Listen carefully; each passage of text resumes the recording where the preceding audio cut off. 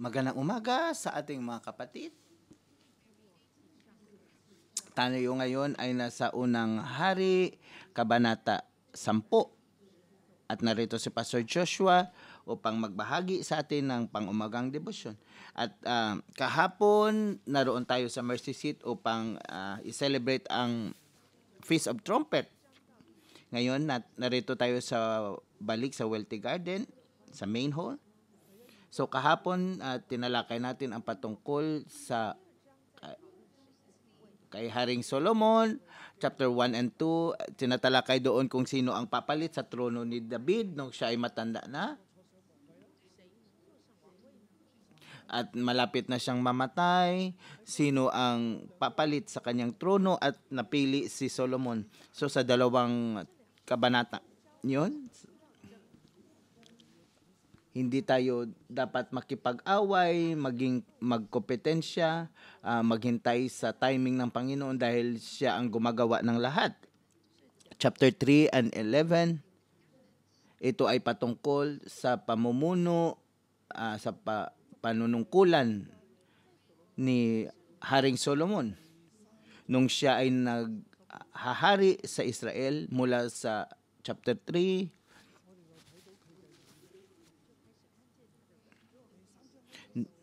Doon natin napansin ang kaniyang mga kahinaan simula sa chapter 3, verse 1. Basahin natin, naging kakampi ni Solomon ang paraon, hari ng Ehipto, ng kaniyang pakasalan ang anak nito. Itinara niya ang prinsesa sa lungsod ni David habang hindi pa niya natapos ang kaniyang palasyo, ang bahay ni Yahweh at ang pader ng Jerusalem. Ito ay nasa chapter 3, verse 1.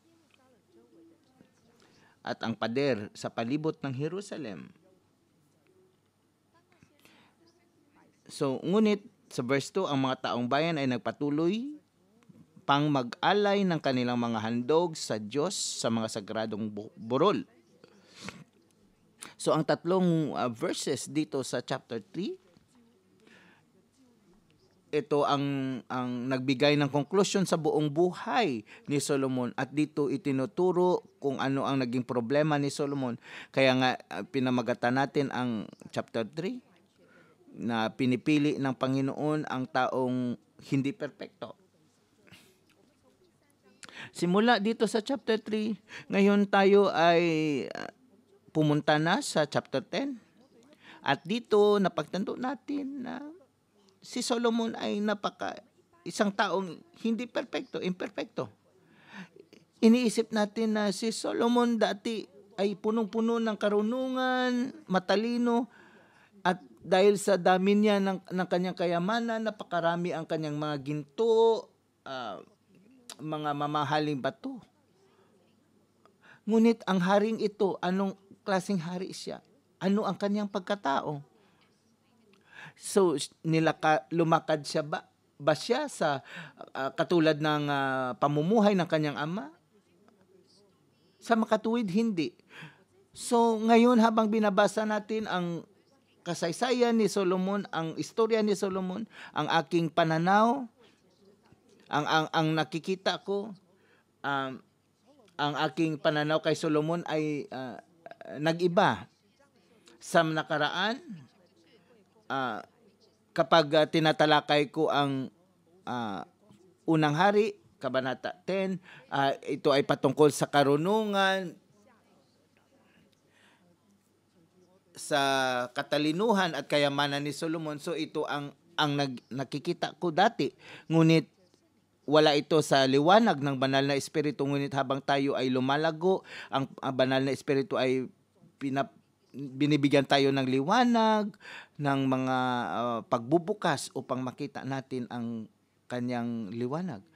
At dito, na-realize natin na ang mga tao noon, nung sila'y nabihag, nasa pamamahala ng kaaway.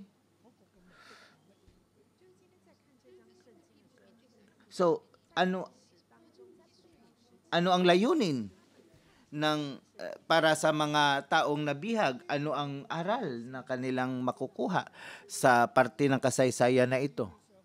So ang prosesong ito ay pinangungunahan ng banal na espiritu. Ang unang Samuel, pangalawang Samuel, ang unang hari at pangalawang hari, ito ay ang gawa ng banal na espiritu na i-compile at ilagay sa apat na parte. Kaya nga naniniwala tayo na ang bawat salita ng Biblia ay hininga ng Panginoon. Ito ay nasa inspiration ng banal na espiritu at sinulat ng tao. So ang banal na espiritu, siya ang may akda, siya ang nasa likod nito. At ang tao na nag-compile at sumulat ng buong Biblia ay ang pangalawang may akda, ang pangalawang author. Ay sinulat niya ang lahat ng mga gawa ng Panginoon sa kasaysayan ng buong Israel. Kaya nga hanggang ngayon nabasa natin ang unang hari at nabasa natin ang istorya ni Solomon. At nakikita natin dito ang kanyang kayamanan, ang kanyang katalinuhan at karunungan. At ngunit sa araw na ito, ano ang nais na sabihin sa atin ng banal na espiritu sa kanyang kaliwanagan? So binigyan natin ng pamagat ito, ang kabanatang ito. Huwag nating ipalit ang biyaya ng Panginoon sa ating personal na karangyaan.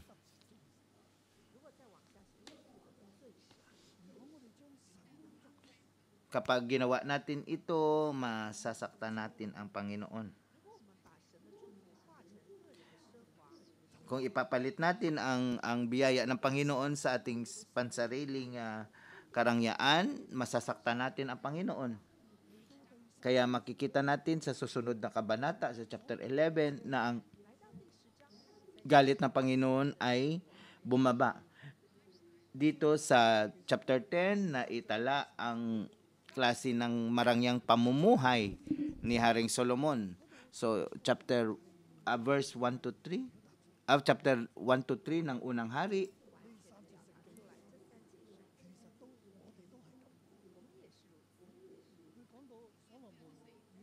tayo ay parehas rin. Na dito sinasabi na si Solomon ay pinakasalan niya ang anak ni Parao mula sa Ehipto.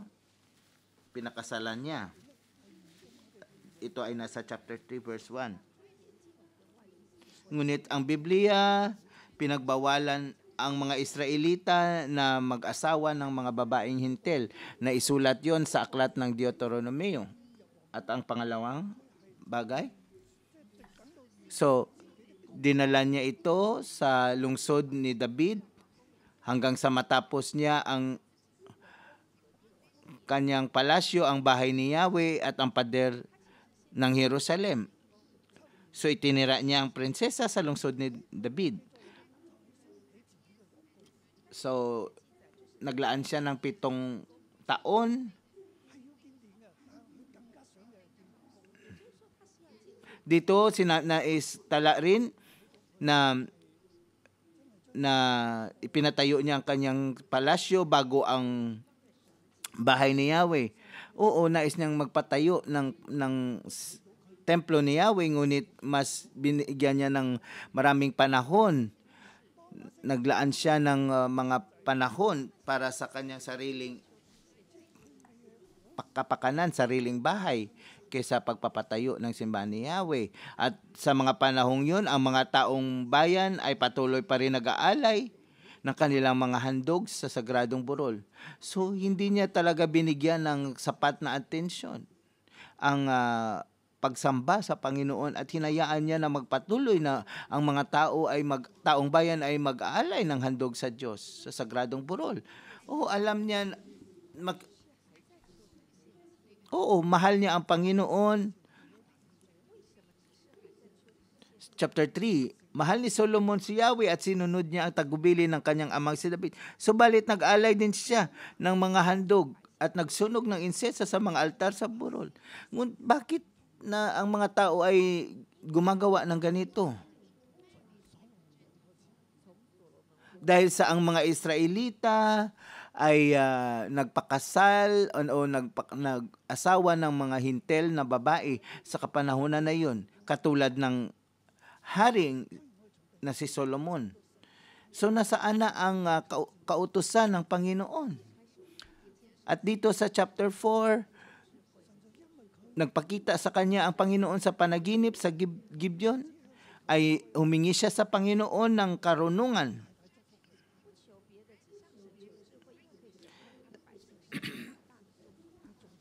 So, humingi siya ng karunungan.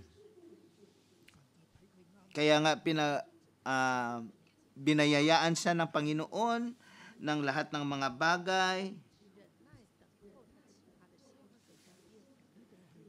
Maganda ang kanyang hiningi sa Panginoon.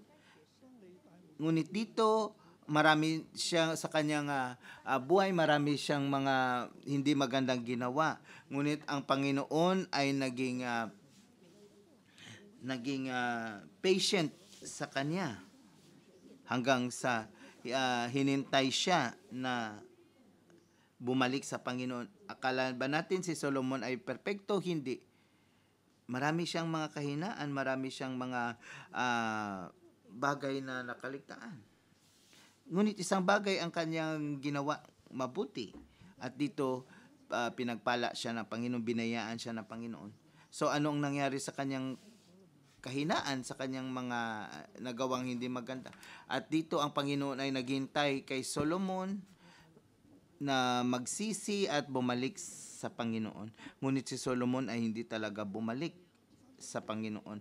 Ngayon, tayo ay nasa chapter 10. Sa chapter 3, 4, 5, sinalaysay doon na napakaraming mga pagpapala ang pinagpala si Solomon ng Panginoon.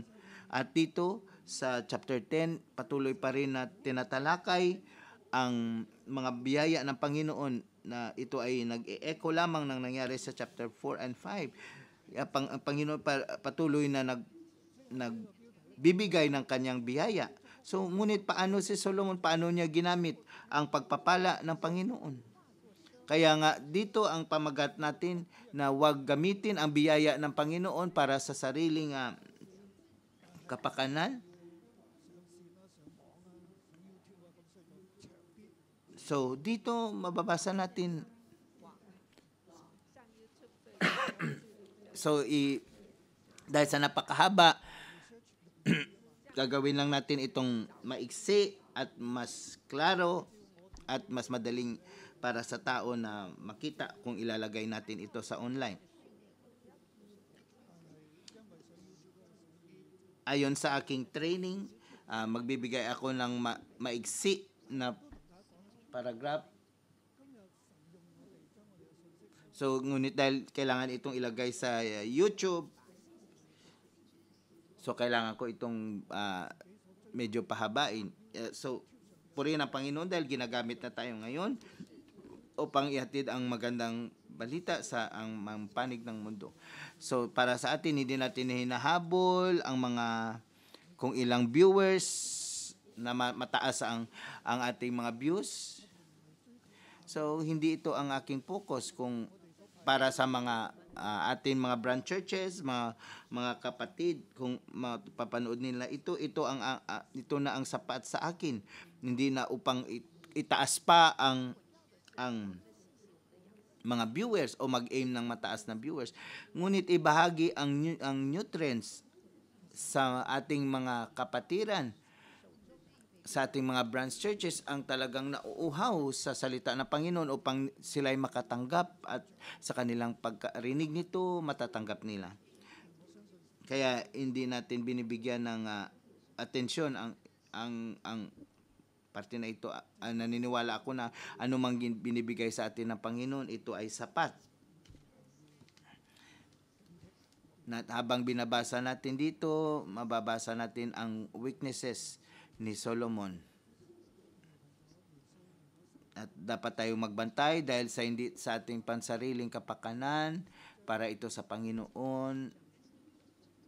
para ito kay Jesus sa kanyang kaluwalhatian. So, tingnan natin sa chapter 10, verse 1 to 13 ay ang unang paragraph. So, hatiin natin ito sa tatlong paragraph at simulan sa personal.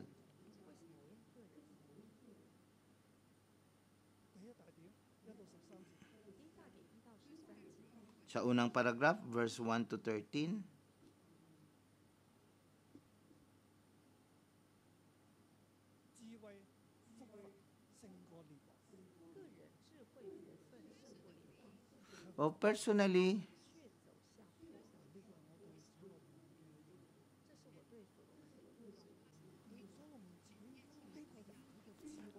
Personally, ang kanyang karunungan, ang kanyang katanyagan, ang biyaya na ibinigay sa kanya ng Panginoon masigit sa anumang kaharian, sa anumang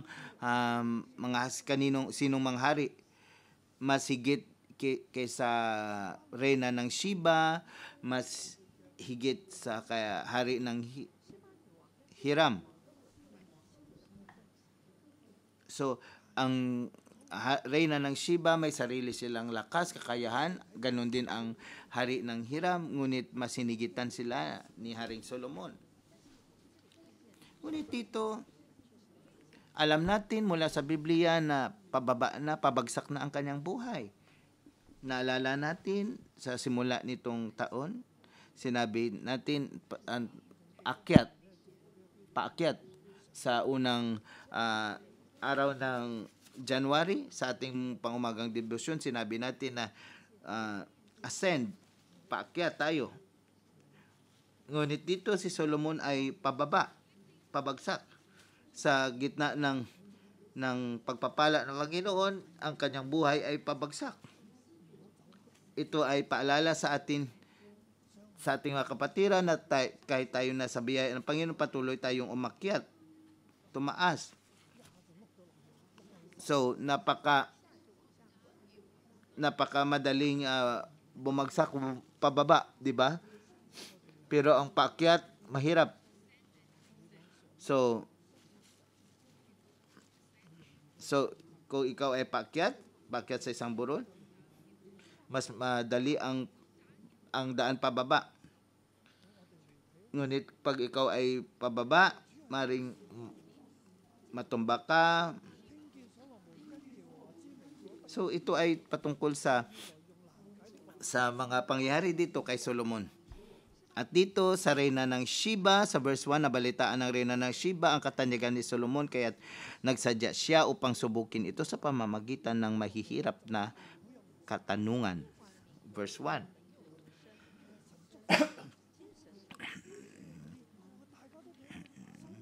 Dahil sa Panginoon, ang katanyagan ni Solomon ay naparating sa buong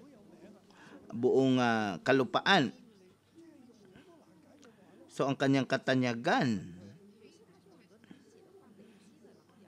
kaya dumating siya upang subukin siya sa pamamagitan ng mahirap na katanungan.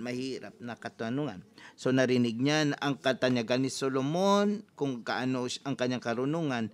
So dumating siya sa Jerusalem na may kasamang maraming alalay at may dalang napakaraming kayamanan, mga kamelyo na may kargang iba't ibang uri ng pabango, napakaraming ginto at bangwis. At nang makarap na siya ni Solomon, sinabi niya ang kanyang pakay. Sinagot naman ni Solomon ang lahat ng kanyang tanong at wala ni isa mang hindi nito na ipaliwanag. So nang makita ng reyna ang karunungan ni Solomon at ang palasyong ipinagawa nito, napansin niya ang pagkain sa hapag ng hari, sa mga tirahan ng kanyang mga opisyal at ng kaayusan ng kanyang mga tauhan. Napansin din niya ang kanyang kasuotan, ang mga tagadulot ng mga inumin, ang handog na inalay niya sa templo, hangang-hanga ang reyna sa kanyang nakita.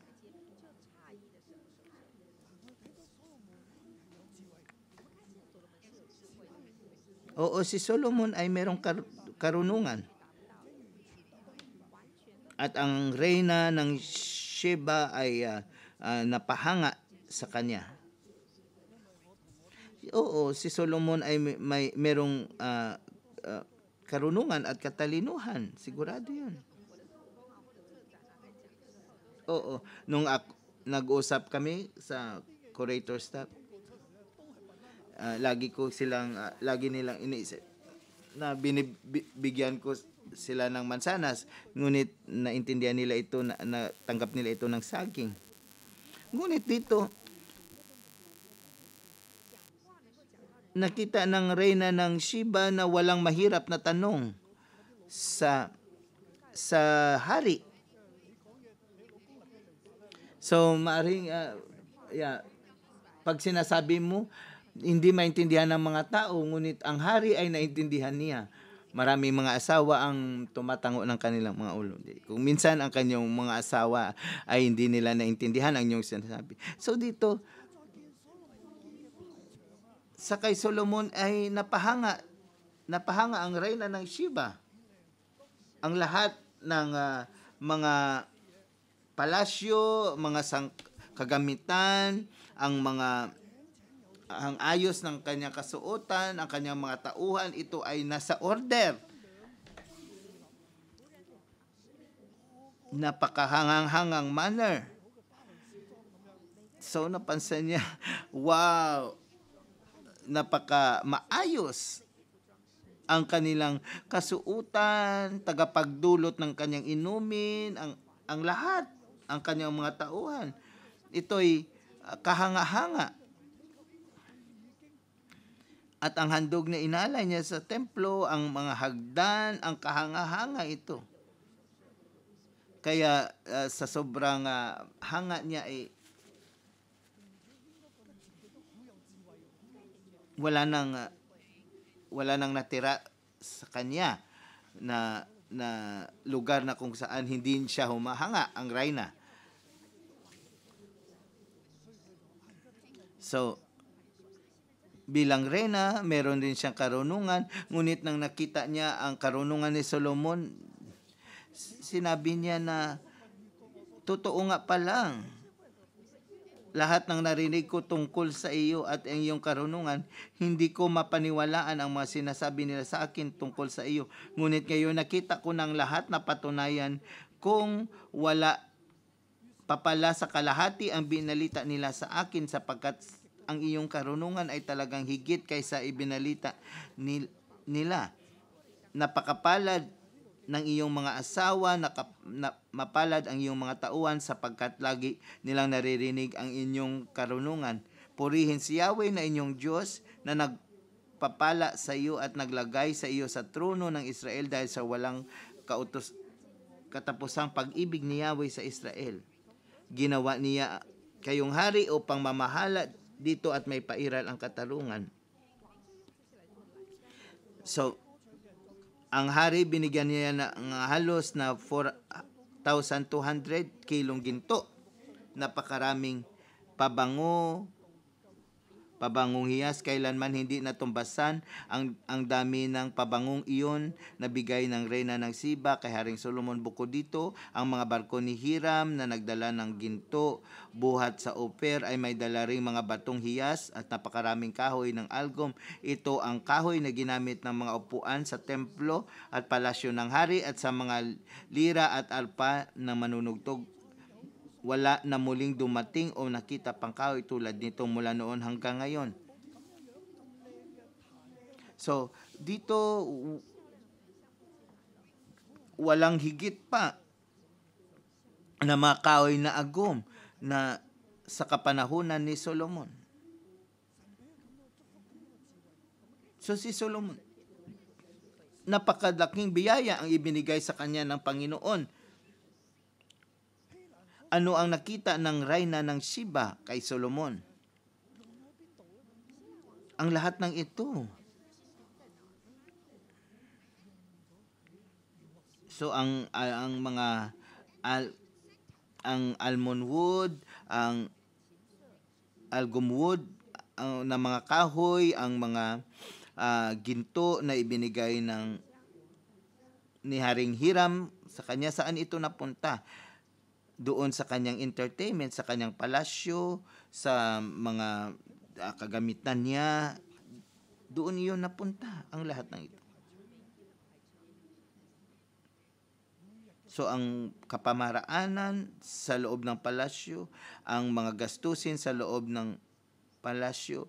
So ginastos niya ito araw-araw sa kanyang personal na expenses. Ang biyaya ibinigay ng Panginoon sa kanya ay winaldas niya para sa kanyang pansariling pamumuhay. Oo, kasama niya ang kanyang mga tauhan. Ngunit babasa natin dito na ang kanyang mga biyaya. So, na-enjoy ba ng kanyang mga tauhan? Ng mga tao niya ang biyaya ng Panginoon? So, anong ginagawa ng kanyang mga tao? So, sila'y nagtatrabaho, sila'y naghihirap. Sila'y nagkakwari ng mga bato upang itayo ang kanyang mga bahay, gusali. So, si Solomon ay naghari ng 40 years. So, nakita natin na gumawa siya ng templo ng 7 taon. So, nagpagawa siya ng mga palasyo ng 20 years. So, ito dito. At gumawa pa siya ng mga proyekto ng mga gusali pagkatapos nung kanyang na nagawa niya ang kanyang mga project ng 20 years. So, dito marami mga tao ang gumawa sa pilitang mga paggawa, mga hirap ng kanyang mga tao. So, kung titingnan natin dito, si Solomon, ang kanyang mga bahay ay natapos ng mahigit na 12 taon ng kanyang paghahari. Ngunit ang kanyang mga palasyo, ang mga bahay ay napakaganda. So, nung makita ito ng Reyna ng Sheba, napahanga ito. Ngunit, paano ang kanyang mga tauhan? Sila'y naghahakot, sila'y nahihirapan, sila'y naglilingkod. So, sila'y mga alipin lamang na gumagawa ng mga mabibigat na mga gawain. So, ano ang nangyari sa kanyang karunungan? So, dito pababa na siya, pabagsak. So, sa gitna ng biyaya ng Panginoon, binigyan siya ng karangyaan, kayamanan, at karunungan. Ngunit, ang malungkot dito, hindi niya ibinahagi sa kanyang mga tao. So, ang karangyaan at ang kayamanan sa second paragraph, hindi pumunta sa mga tao. So, saan napunta? So, verse 14 to 25. So, ang kanyang pamumuhay ay napaka-luxurious, napakagara. So, sa first paragraph, siya ay babagsak, pababa. Ngunit dito sa second paragraph, siya ay papunta na sa kanyang pagkasira. So, dito mababasa natin kung gaano siya kakurap. So, dito mababasa natin kung gaano ang kanyang kayamanan. So, ang unang paragraph ay tungkol sa kanyang karunungan. Ngunit sa gitna ng kanyang karunungan at katanyagan, ang kanyang buhay ay pabagsak. At dito, papunta sa kanyang kasiraan. So, siya ay namumuhay ng isang extravagante na pamumuhay, isang marangyang pamumuhay. At dito, sinasabi ang gintong kanyang natatanggap. Maraming mga tao nagbibigay sa kanya ng ginto, taon-taon. Mahigit sa 10 lugar. So, maraming, dito tinatalakay kung gaano karami ang ginto na kanyang natatanggap.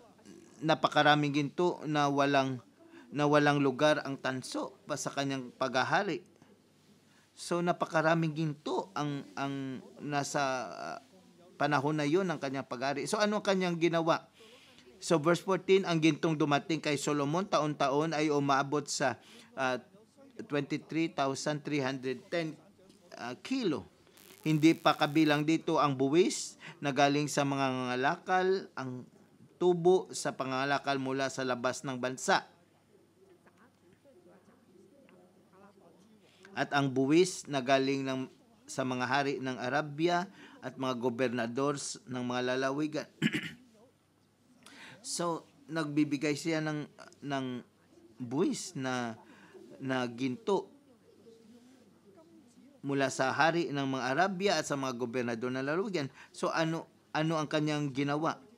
Dito sa verse 16, nagpagawa si Haring Solomon ng 200 na malalaking kalasag na balot ng ginto. So dito pinapakita niya, nag-show off siya. Pinagmamalaki niya.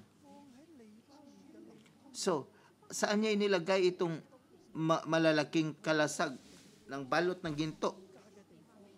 So, nilagay niya ito sa gubat ng Lebanon.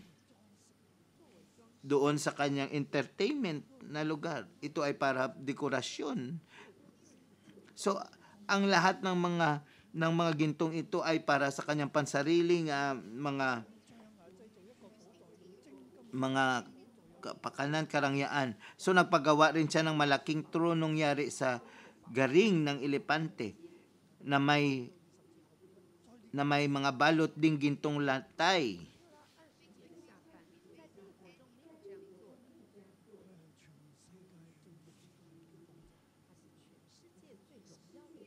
So wala na ibang hari na napagawa sa alinmang kaharian. Kailan may wala pang ginawang trono na tulad nito sa alinmang kaharian. Saan pa niya ginamit ang ginto? Sa kanyang mga inuman. Gintong lahat ang mga inuman ng Haring Solomon at gayon din ang kasangkapan sa bulwagang tinawag na gubat ng Lebanon. Walang kagamitang pilak dahil hindi na pa ito pinahalaga nung panahon ni Solomon. May mga malalaking barko sa karagatan kasama ang mga barko ni Hiram at sa tuwing 3 taon ay dumarating ang mga barkong ito na may dalang ginto, pilak, garing, mga unggoy at pabo real. So nagkaroon din siya ng sarili niyang zoo sa kanyang palasyo.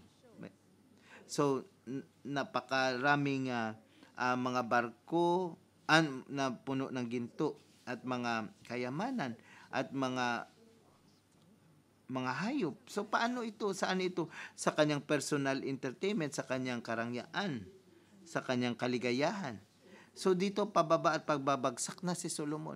Binigyan siya ng Panginoon ng matinding kayamanan, napakaraming ginto. Taon-taon nakakatanggap siya ng napakaraming ginto, napakaraming makayamanan sa mga tao. Anong ginawa niya dito? Ginamit niya lang para sa kanyang pansarili. Kasi hindi niya ito ginamit sa mga tao. Hindi niya rin ginamit ito sa kapapurihan ng Panginoon. So 3 beses siya sa isang taon nagbibigay ng kanyang mga offering. Ito ang ito ang talakay natin. So tatlong beses sa isang taon ito ang na-require lang ng Panginoon. Yun lang ang niya binigay. Ngunit sa Biblia, ano ang sinabi ng aklat ng Leviticus, Deuteronomy, sa 5 aklat ni Moses? Hindi lang dapat 3 beses sa isang taon. Yung mga taong nakatira malayo sa Jerusalem, ito ay 3 beses sa isang taon. Ngunit ikaw, hari ka, nasa tabi mo ang templo. Hindi ba dapat buwan-buwan? Dapat bawat linggo na mag-alay sa Panginoon upang sambahin siya? So dito si Solomon, ang ginagawa niya lang ang bare minimum na sinabi ng Biblia. Si Solomon para sa kanyang sarili ay maximum, lahat-lahat, buhos, biyaya. Ngunit sa Panginoon ay tinitipid niya. Sa minimum lang ang kanyang pag-aalay. Paano sa atin?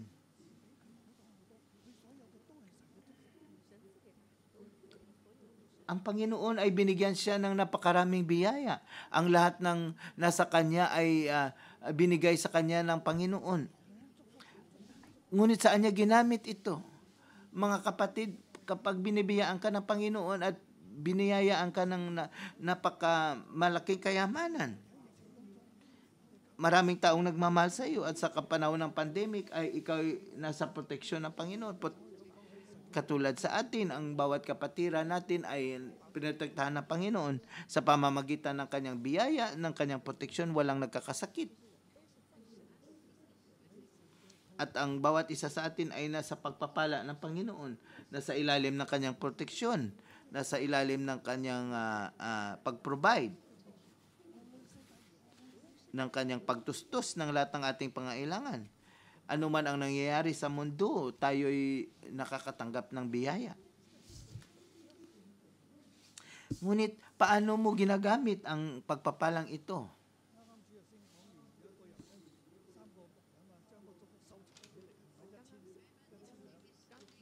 Alalahanin natin sa nakaraang Sunday na sinasabi ni Jesus ng isang talinhaga sa tatlong kanyang lingkod na binigay na 10 talents, 5 talents at 1 talents.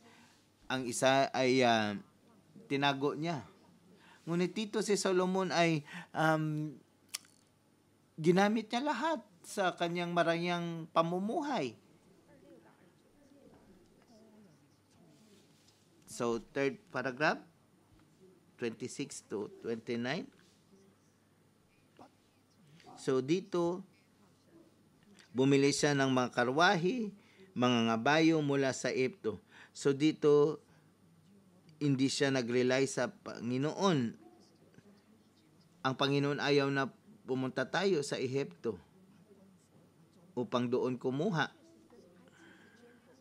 At dito si Solomon ay kumuha ng mga karwahe at mga ngabayo mula sa Ehipto.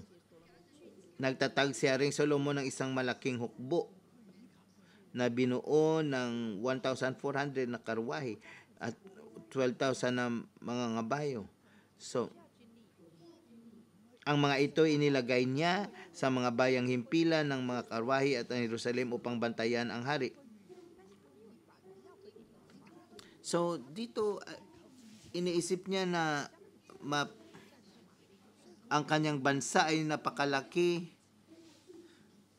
at napakayaman, kaya nga kumuha siya ng mga bantay.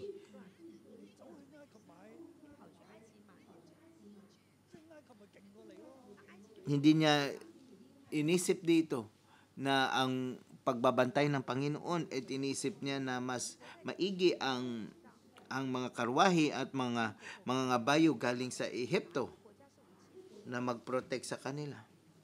So, alam natin na ang sino mang bibili ng mga sandata sa kung saan siya bumibili ng mga sandata sa bansang yun ay yun doon ang kanyang reliance, doon siya nagtitiwala.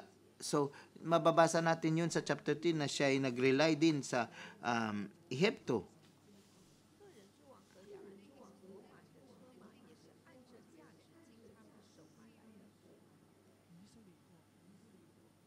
So, dito sa verse 29, bumili sila ng mga karwahe sa Ehipto. Galing pa sa Mursi, Sicilia ang kabayo ni Solomon. So, dito ang kanyang hukbo ay nag-rely lamang sa Ehipto. Bilang hari, kanino siya dapat mag-rely? Ang Panginoon ay nagbiyaya sa kanya. Binigyan siya ng karunungan. Ngunit sa matter na ito, si Solomon sa pag-deal niya sa kanyang kayamanan, sa national safety, nasaan ang kanyang karunungan? dahil ang kanyang reliance, ang kanyang tiwala ay nasa Ehipto. So, nasaan ang kanyang karunungan? Ang kanyang karunungan ay nasa kanyang personal lamang na karangyaan. So, sa kabanatang ito, sa naging halimbawa ng klase ng buhay ni Solomon, kapag tayo ay biniyayaan ng Panginoon, kailangan natin gamitin ang pagpapalang ito. Hindi natin gagawin sa ating personal level, personal enjoyment, upang ipakilala at mag-show off sa ating sarili, na hindi ipakilala na walang sinumang gumawa nito sa anumang hari o sinumang hari. Ang gintong kanyang natatanggap, ang trono ng kanyang ipinagawa. At dito nagsimula ang kanyang paglihis ng landas sa landas ni Satanas. Kaya nga napakarami ang kanyang natatanggap ng ginto. Ang mga hagdan papaakyat sa kanyang trono. Sa verse 20.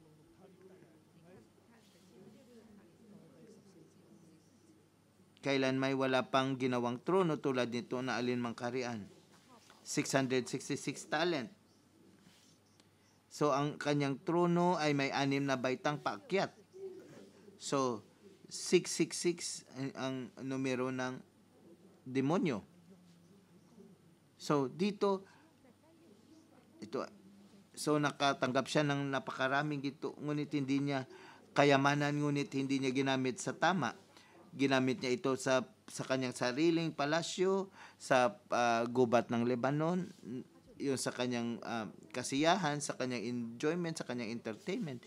Dito nilakaran niya ang kapamaraanan ng dyablo. At dito sa huling bahagi, nag-rely siya sa Ehipto, sa kanyang national defense, sa security ng kanyang bansa.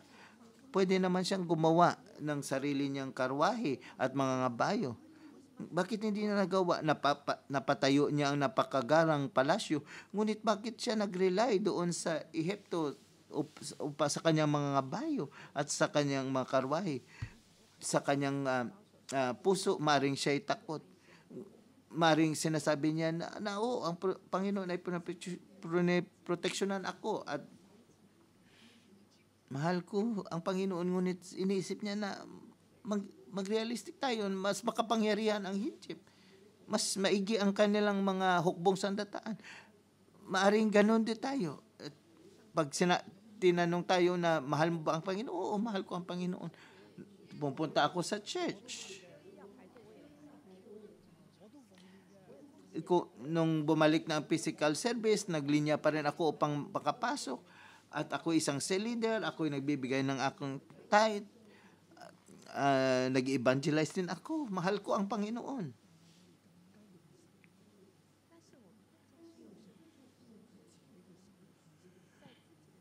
Ngunit higit sa lahat ng ito, sa mga biyaya ng Panginoon, ginagamit natin talaga ang biyaya niya sa sarili nating kaligayahan, sa ating karangyaan at sa ating sense of security sa mundo, ngunit hindi sa Panginoon. Maging totoo tayo, maging practical tayo. Na ang buong society ay ganito ang kanilang kapamaraanan, ang buong mundo ay ganitong ang buong mundo ay nagsasabi na kailangan maging practical. Mga anak, paano natin tingnan ang Panginoon? Saan ang ating puso? Ito ba ay nagtitiwala talaga sa Panginoon? Tayo ba ay may paniniwala sa Panginoon, pananampalataya? Lahat ng binigay sa atin ng Panginoon, ang mga biyayang ito na ibinigay sa atin ng Panginoon.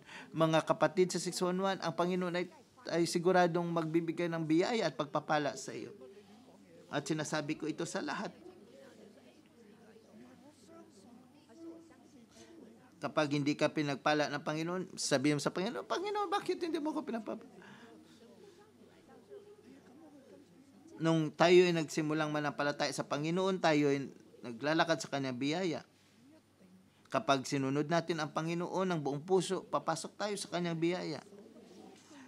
Ikaw ay magtatagumpay, ikaw ay magiging ulo at hindi buntot. Itataas ka. Ikaw ay mahina, ngunit magiging malakas ka at magiging malaki. At sinasabi ko sa inyo na mas madagdagan ang inyong mga ari-arian at yung bahay ay magiging mas malaki. Marami ang inyong mga katulong. So kapag binabayaan ka na ng Panginoon ng ganito, saan mo ginagamit ang iyong kayamanan, ang pera mo? Paano mo ginagastos ang pera mo, ang kayamanan mo? So marami sa atin ay sinesave natin ang ating pera sa ating retirement dahil pag matanda na tayo, meron tayong pera. Ito ang iniisip natin at iniisip natin na nilagay natin sa ating isip at sinasabi natin na kailangan ko mag-ipon ng marami para mas marami akong pera.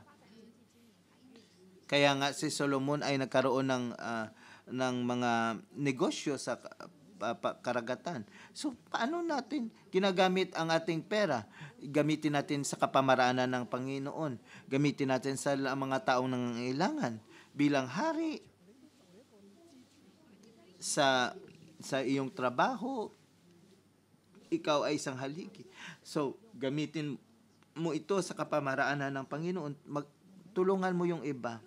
Gamitin mo ito sa mas makabuluhang gawain. So, gamitin mo din ang pera upang palawakin ang kaharian ng Panginoon. Nais kong sabihin sa inyo, ito ay spiritual na principle. Ang meron pa ay bibigyan pa, at ang wala sa kanya ay kukunin pa. So pag binigyan ka ng Panginoon, taguin mo ito or gastos mo sa sarili mo,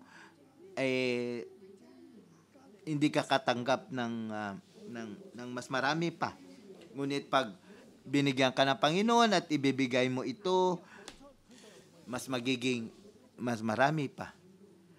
Tulungan nawa tayo ng Panginoon, napakarami biyaya binigay ng Panginoon sa atin, gamitin natin ito ayon sa kagustuhan ng Panginoon.